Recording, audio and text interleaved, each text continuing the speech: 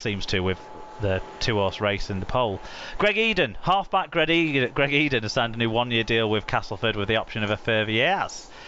I imagine on less money than he was on his previous deal because of how he's not always available anymore. But I think that's a good piece of business for Cass and for Eden. Yeah, I would agree. There was another game on Saturday evening, played in the sort of heat we've been experiencing today. Apparently it was around 40 degrees at kick-off on this game, so it was really fucking hot in Toulouse, where Toulouse had a nilling at half-time as well. They were 14-0 up against the Leeds Rhinos. They finished with a 14-point margin, but it was 20 points to 6. 4,230. Jack Smith was the referee. Incomplete team stats because Lambert Belmas only exists in our imagination, or in Leeds' nightmares, because he was pretty strong in this game by all accounts. But yeah, do you want to take us through the individuals? Yes, so for Toulouse, Matty Russell with a try, 7 tackle busts, 212 metres, 2 clean breaks. Latrell Schmaukel, 1 try, 196 metres. Daniel Alvaro with 170 metres. And Ollie Asholbot, as he always does, always in the stats lab, ran up 147 metres. For Leeds, James Bentley with 53 tackles, 21 of which were from marker. Cam Smith, again, 43 tackles, 13 of which were from marker, and 115 metres. Yet still the third most celebrated Cam Smith in the world this weekend. Yeah. Indeed. Indeed. But, you know, I'd like to think we're giving him his due on this show. Yeah. But yeah, the final round at St Andrews was good as well. Morgan Gannon, 151 metres, and David Fusitua with 125 metres. Dr. Bob Phillips said, I'm all for making the relegation battle a fun one, and I know there's a traditional dislike between the towns of Leeds and Wakefield, but what the fuck, Leeds? Just keeping it interesting. Fat Boy Rob says, after winning their cup final against Cast Reserves last week, Leeds are back to being absolute dog shit. Shout out to the Leeds commentary team for being the only thing on the planet worse than the Leeds pack. And Leighton Rhino said, without suspensions we'd have won. The lack of even radio coverage has tipped me in the balance of wanting Toulouse to go down. I don't know if it's Toulouse's fault. The Rhinos YouTube in inverted commas commentary made me realise how good BBC Radio Leeds do. Surely with so few supporters able to get to France, this could be covered by at least a single camera pay-per-view. Give Sky half the proceeds. Ah well, at least Lancashire got their hearts broken in the cricket. Yeah, we're not talking about that. It was... I mean, the last ball was a no ball. The field had changed. You can't change the field. Anyway. No. Yeah, we've talked about the coverage in Toulouse, haven't we, a few times this year. So I think Leeds fans have now just got the same experience a lot of other fans have had as it's gone along. It seems ridiculous that you've got people sat in these relative towns and cities in the north of England watching a stream, commentating on that stream, and yet the rest of us can't watch that stream. But there you go. Massive win. I don't know if it was a statement win by Toulouse with the side that Leeds had out there. A lot of kids playing in this game for them. Injuries, suspensions, etc. So that you have to have that in mind when you talk about this result in its overall totality, I think. But maybe not statement, but certainly significant. I wasn't expecting it. I'll tell you that.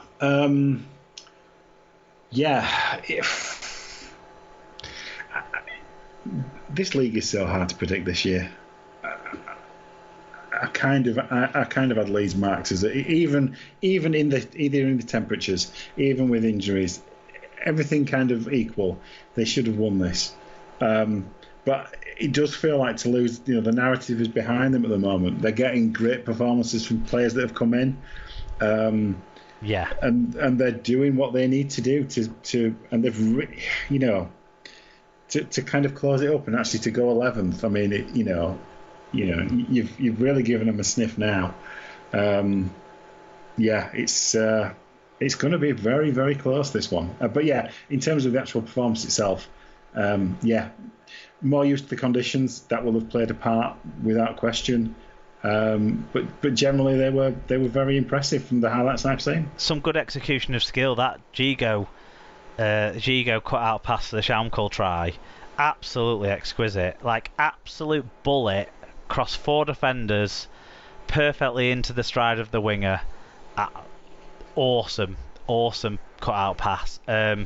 Good hands on the left for the Russell try, the second try too. I think they took kicks at goal when they needed to as well. They controlled it, didn't they? Obviously there'll have been loads of water breaks and that sort of stuff, and Leeds had a few injuries within the game as well. They're coming into the game with it, so it didn't go in Leeds' favour, but I probably would have tipped Toulouse had I seen the starting lineups before I made my predictions, but I made them last Tuesday. But yeah, great for Toulouse, massive. I'm going to put a slight, not downer on it, but I'm going to point out that the Dwyer try from dummy half, it shows Toulouse to have a real defensive weakness defending from dummy half. They have done all year. It's something they've not fixed, and it's something that they can still be exploited on. You know, so there's still, I don't know, but on the flip side, there's a swell of positivity around them. You know, with this winning run now, 3 in a row, 2 more games at home to come that they'll fancy themselves in. Shall we talk about some bits of news relating to this one?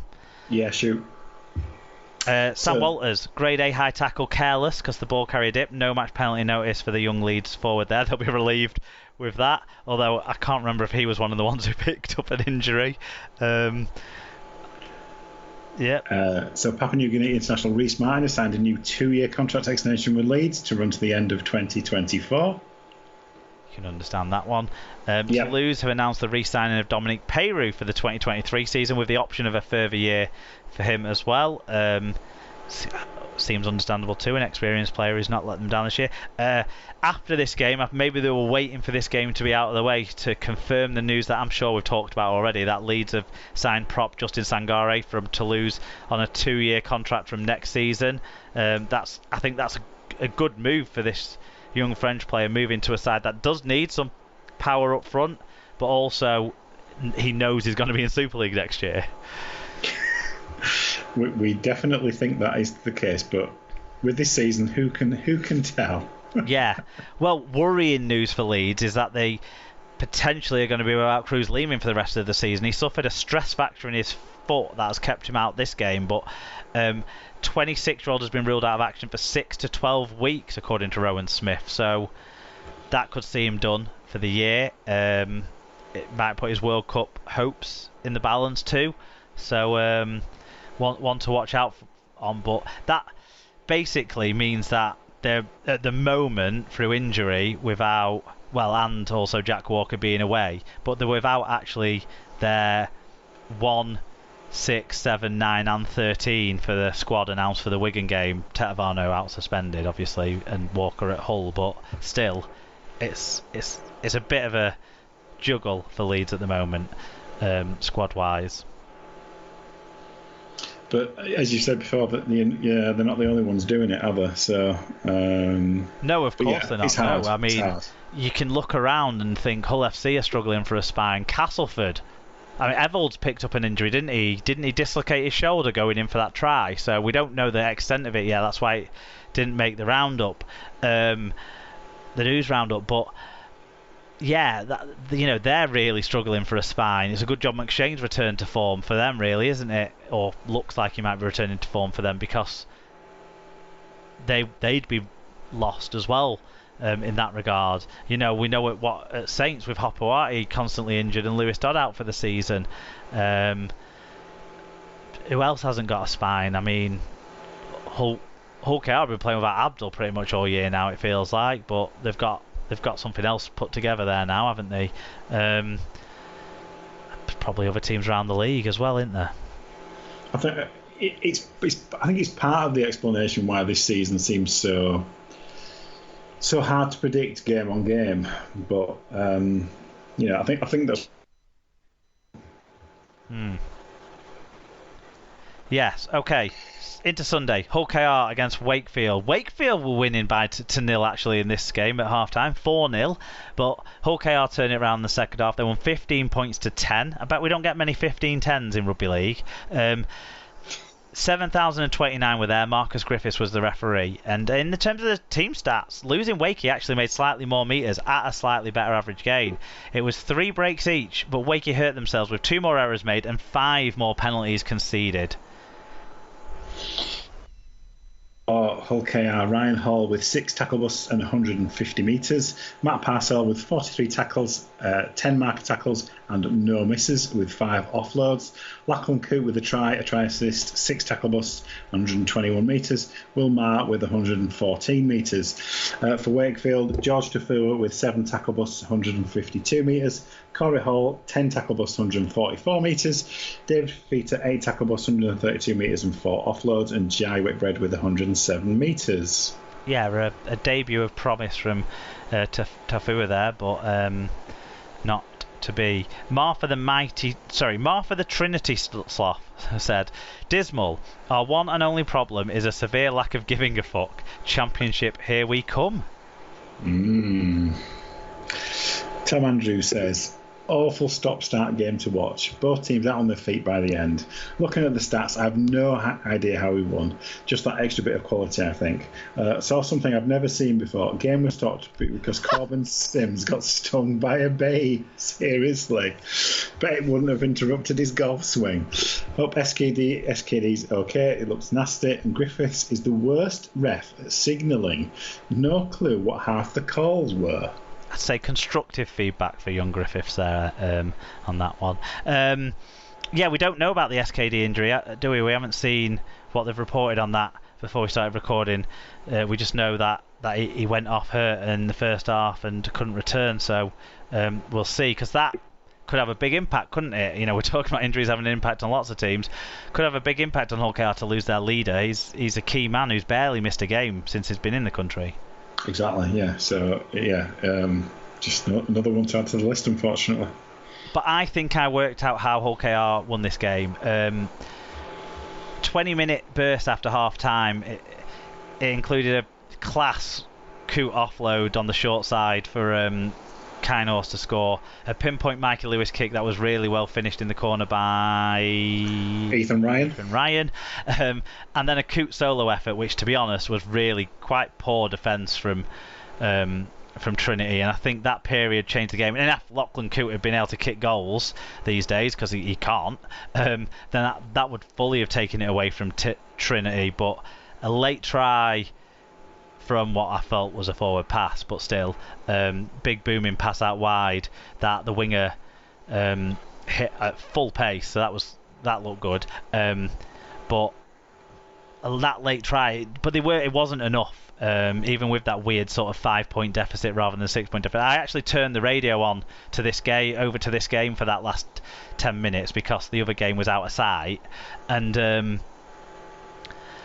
yeah, this. It didn't feel like Wakey had enough, even though it seemed a bit nervy. It seemed like there was a relief in Hull KR's supporters when they won the game, but it didn't seem like there was a real, genuine fear that Wakefield would win it either. A bit weird. Maybe the heat and stuff meant that a bit of it had gone out of it. I don't know. It's two teams that, you know, have unfortunately been quite used to losing in the last few weeks and months. Bit of nerves, maybe, as you say, conditions playing a part as well, probably. Yeah. Max Jowett, he opened the game with a really good long-range try for Trinity, didn't he? But now it's been told. Now we know he's going to be ruled out for an unspecified number of weeks. They've said, with a hamstring strain picked up in the loss at at Hull KR. So that's bad news for them. They'll need players like him if they want to try and get off the bottom. On top of that, their forward captain, isn't he, this year? I think Jay Pitt. So certainly one of the key experienced players. He's been ruled out for the rest of the season after undergoing surgery on a hand injury, and kind of what we already expected. Tom Johnston's been ruled out for the rest of the season with a groin injury, so he's played his last game for Wakefield. It's just, oh no, Jacob Miller's the captain there, isn't he? Not Jay Pitts. That's just piling on as they drop to the bottom of the table. Yeah, they're bringing in troops like Tafua, etc. But you know, it's only to replace a player like Johnston who's pivotal when he's there. So I always think that Wakefield are going to get out of it because they've got a very good track record of doing that. But this is probably as bad as it's looked for them for quite a